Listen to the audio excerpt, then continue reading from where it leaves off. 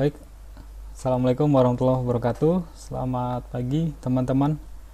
Pada pertemuan ini, pertemuan kedua mata kuliah program Linux, kita akan mempelajari terkait dengan distribusi dan instalasi Linux.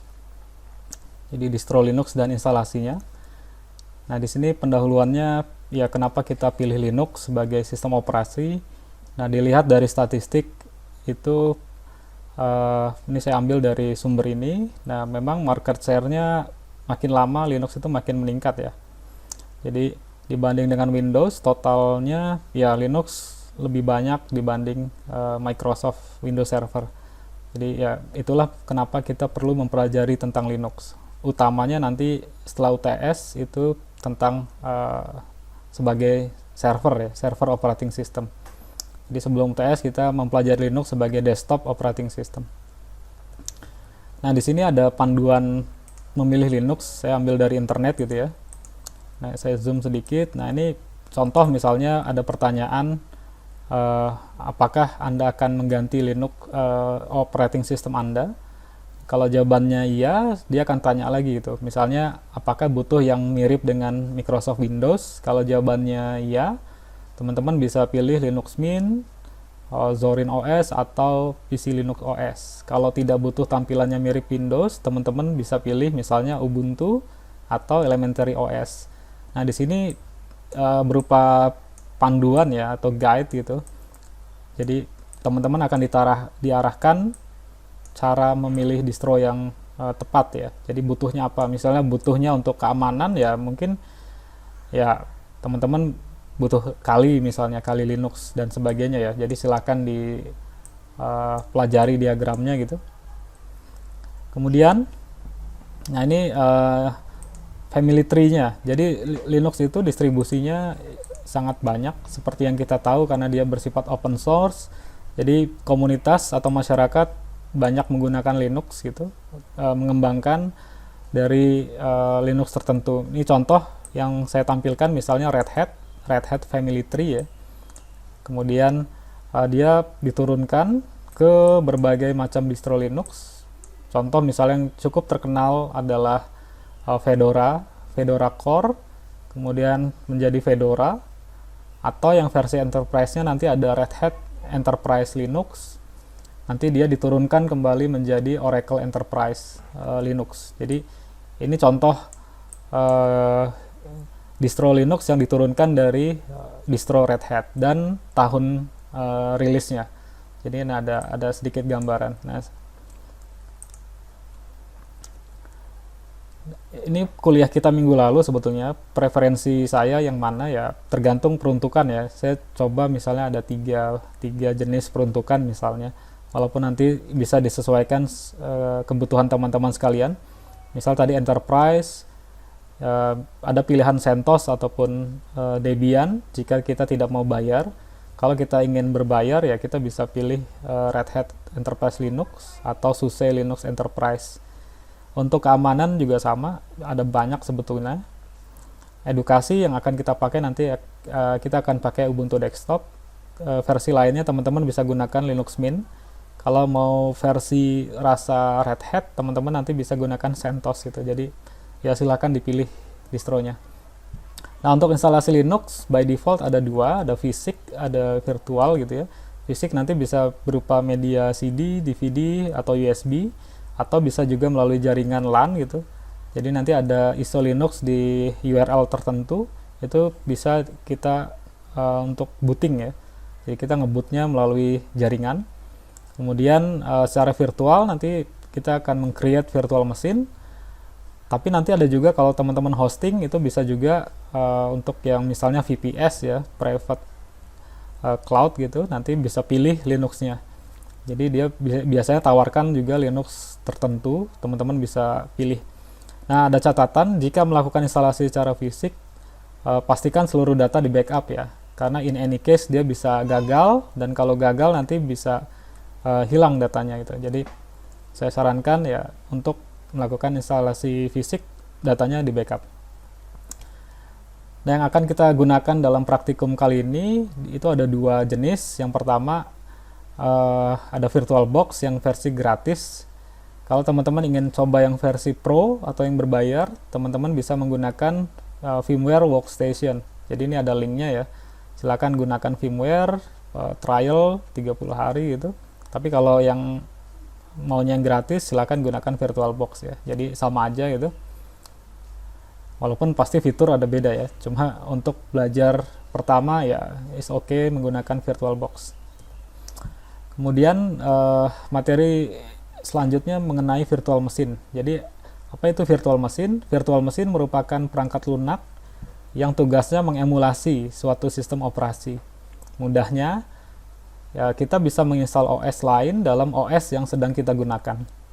Jadi menginstal OS dalam OS. Nah, dia ada beberapa konsep gitu. Yang pertama namanya host operating system. Ini adalah sistem operasi yang kita gunakan sebagai host. Jadi laptop kita, PC kita itu dikatakan host operating system. Bisa itu Windows, Linux, Mac OS misalnya. Teman-teman kalau yang punya Mac OS, komputer Apple. Nah, kemudian di atasnya baru kita install virtual machine. Jadi virtual machine, misalnya kita install VirtualBox, VMware Workstation atau yang lain. Baru nanti di atasnya virtual machine kita install kembali ya virtual machine guest-nya atau tamunya. Jadi misalnya di VM1 saya install Ubuntu, di VM2 saya install CentOS misalnya, di VM3 saya install Windows Server dan seterusnya ya. Jadi dan seterusnya ini adalah tergantung kemampuan hardware dari PC atau laptop teman-teman. Semakin hardware spesifikasi tinggi, ya virtual mesinnya bisa banyak ya. Mungkin bisa 10 atau mungkin 15 gitu. Itu sangat dimungkinkan. Jadi kita melakukan virtualisasi sistem operasi menggunakan virtual machine. Nah, partisi di Linux ini saya contohkan, misal kita punya 2 harddisk ya. Di Linux akan kebaca harddisk pertama itu sebagai SDA, harddisk kedua itu sebagai SDB. Nah, ketika dia dipartisi, harddisk pertama saya bagi 2 partisi, nah dia akan menjadi SDA1 dan SDA2. Untuk harddisk yang kedua, SDB, ketika saya akan partisi menjadi 3, maka dia akan menjadi SDB1, SDB2, dan SDB3. Nah, di Linux tidak mengenal C.2 atau D.2 seperti di Windows, tapi dia mengenal seperti ini. Nah, file system di Linux itu terkait dengan struktur atau hierarki dari direktori yang digunakan untuk pengelolaan file pada harddisk atau partisi sistem. Nah, di Linux yang akan kita gunakan itu file sistemnya adalah extended 4 atau ext4 ya. Dan selain itu nanti kita akan menggunakan file system yang lain swap. Kalau di Windows itu virtual memory atau memory paging ya, page file. Nah, di Linux nanti kita akan menggunakan swap file dan partisi utamanya kita akan menggunakan extended 4. Nah, ini hierarki di Linux seperti perkuliahan awal kita. Jadi dia tidak mengenal C.2 tapi ada slash, kemudian ini disebut sebagai root directory atau direktori puncak. Nanti di bawahnya ada slash bin, slash etc, slash sbin dan sebagainya. Dan di Linux mengenal konsep everything is a file. Jadi semuanya itu adalah sebuah file. Nah, untuk persiapan teman-teman butuh mendownload dan menginstal VirtualBox terbaru. Kemudian untuk kali ini saya akan menggunakan ISO Linux Ubuntu 20.04 LTS. Saya ambil dari Kambing UI ACID. Ya, misalnya saya butuh host komputer minimal 20 GB kosong. Kemudian RAM-nya 4 GB. Ya, kalau bisa free RAM-nya ya. Jadi artinya RAM-nya mungkin 8 GB, tapi kalau 4 GB is oke. Kemudian prosesor minimal disarankan Core i3 ya. Nah, ini spesifikasi minimum untuk 2004 yang saya ambil dari websitenya Ubuntu. Nah, ini tahapan membuat virtual machine. Jadi tahapnya sederhananya kita meng-create virtual machine dengan mengisikan nama, kemudian memilih tempatnya di mana, kemudian memilih memorinya, kemudian membuat harddisknya ya, mempartisi berapa size harddisknya. Setelah dibuat, baru nanti kita melakukan setting. Yang kita akan setting itu terkait misalnya ada tab di sistem, nanti dia ada misalnya prosesor, kemudian display, nanti ada memori VGA-nya, kemudian nanti ada storage. Nah, ini tempat kita mengambil ISO Linux-nya. Nah, kemudian setelah dilakukan setting, kita baru melakukan instalasi dengan mengklik tombol start. Nah, ini contoh repositori lokal. Jadi teman-teman bisa setting repositorinya setelah instalasi ke salah satu mirror ini.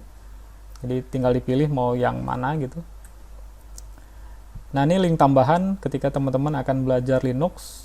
Yang pertama ada DistroWatch, itu ya berguna sebagai pemantauan distro Linux apa saja yang masih aktif gitu ya. Teman-teman bisa cek di sini. Gparted itu tools untuk mempartisi hard disk. Jadi kalau ingin melakukan instalasi secara fisik, maka teman-teman butuh Gparted. Jadi nanti membagi partisi Windows-nya ya, membelah gitu. Misalnya partisinya cuma satu, nanti di split, dibagi dua gitu. Kemudian ada Ono Center di sini kalau teman-teman ingin mempelajari Linux dan lain-lain ya dalam bahasa Indonesia, silakan kunjungi itu. Kemudian ada wikinya dalam bahasa Inggris, ada wiki Ubuntu, ada wiki CentOS, ada Linux ORG, salah satu forum awal Linux gitu. Kemudian ada kernel ORG, ini adalah rilis kernel Linux yang terbaru gitu ya, atau arsipnya. Kemudian ada Linux or ID, ini adalah ya seperti komunitas Linux bahasa Indonesia ya. Jadi untuk teman-teman yang tertarik bisa kunjungi Linux or ID. Yang terakhir ada sourceforge.net, ini adalah kumpulan software Linux yang teman-teman bisa cari padanannya. Misal di Windows ada Photoshop, di Linux ada apa gitu. Nah, ini silakan dicari di sourceforge.net. Teman-teman juga bisa masuk menjadi anggota KPLI namanya, Kelompok Pengguna Linux Indonesia, tapi dia dibagi per chapter ya. Misalnya KPLI Tangerang, KPLI Jakarta, KPLI Banten gitu ya. Jadi nanti silakan dicari komunitas pengguna Linux Indonesia.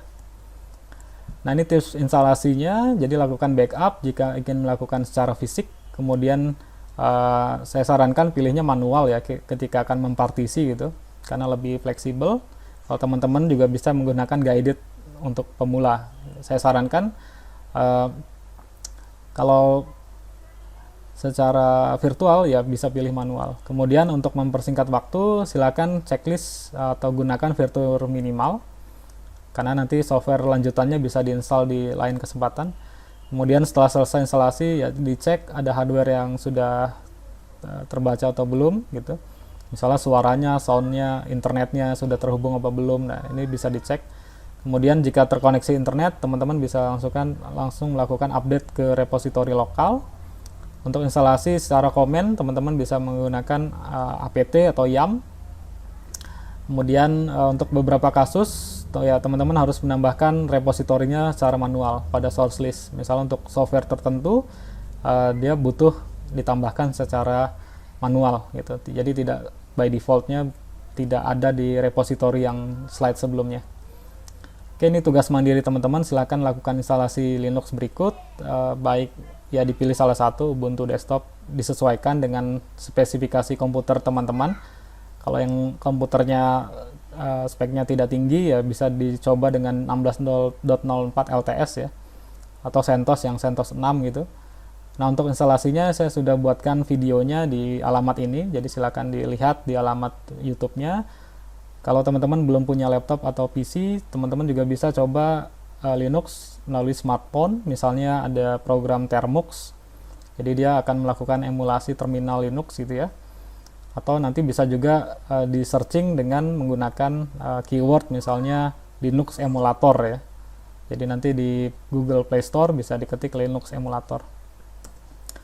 Oke, kesimpulan kuliah kita, jadi kita pilih distro Linux sesuai kebutuhan dan kemampuan perangkat keras kita. Kemudian lakukan backup data untuk instalasi secara fisik. Kemudian ya kita akan instalasi secara virtual dan oke, kita mulai. Let's rock. Oke, terima kasih teman-teman. Sampai jumpa di kuliah kita selanjutnya. Wassalamualaikum warahmatullahi wabarakatuh. Sampai jumpa.